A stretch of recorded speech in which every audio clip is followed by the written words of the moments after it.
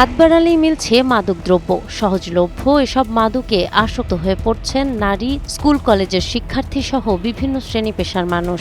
মাদকের ভয়াবহ বিস্তার নিয়ে উদ্বেগ বাড়ছে পরিবার ও সচেতন মহলে।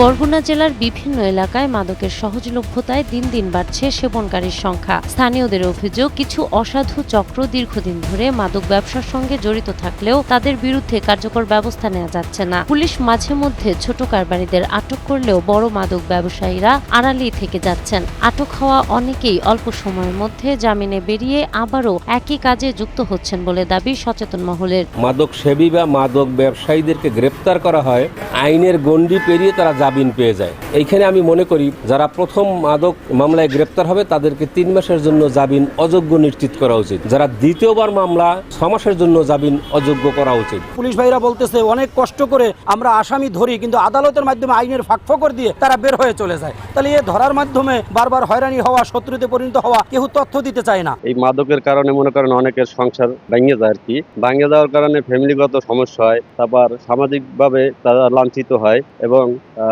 অর্থনৈতিক ক্ষতি হয়। ইয়াবা যারা একবার সেবন করা শুরু করে ছাড়াটা খুব কঠিন হয়ে পড়ে। মাদক নির্মূলে শুধু অভিযান নয়, মাদকের উৎস ও সরবরাহ বন্ধে কার্যকর পদক্ষেপ নেয়ার দাবি জানিয়েছেন স্থানীয়রা। তাদের মতে মাদক ব্যবসার সঙ্গে জড়িতদের দ্রুত বিচার শেষ করে দৃষ্টান্তমূলক শাস্তি নিশ্চিত করা গেলে পরিস্থিতির উন্নতি হতে পারে। মাদকের বিরুদ্ধে বরগুনা থানা সবসময় সোচ্চার এবং আমাদের নিয়মিত অভিযান পথ আছে। মাদক ব্যবসায়ী যারা আছে এবং মাদক সেবী আছে, আমরা মাদক ব্যবসায়ীদেরকে অভিযান পরিচালনা করে আইনের আওতায় আনি। ইভেন মাদক সেবী যারা আছে তাদেরকেও আমরা সামারি ট্রায়াল বা মোবাইল কোর্টের মাধ্যমে সাজার ব্যবস্থা করি। আর এই স্কুল কলেজ পড়ুয়াদের ক্ষেত্রে সেটা হলো যে আসলে তারাও মাদক সেবী। আমাদের দৃষ্টিতে আসলে আমরা তাদের বিরুদ্ধে আইনগত ব্যবস্থা গ্রহণ করি। তবে প্রিভেনশন ইজ বেটার দেন কিউর, যে ইংরেজিতে যে প্রবাদটা আছে, অর্থাৎ প্রতিকারের চেয়ে প্রতিরোধ উত্তম।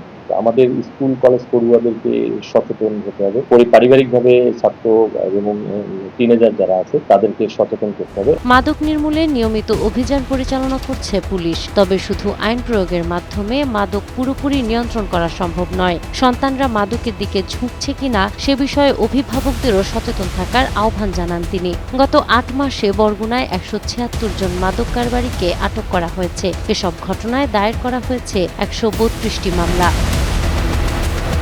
নাহার বৃষ্টি, টাইমস টুডে।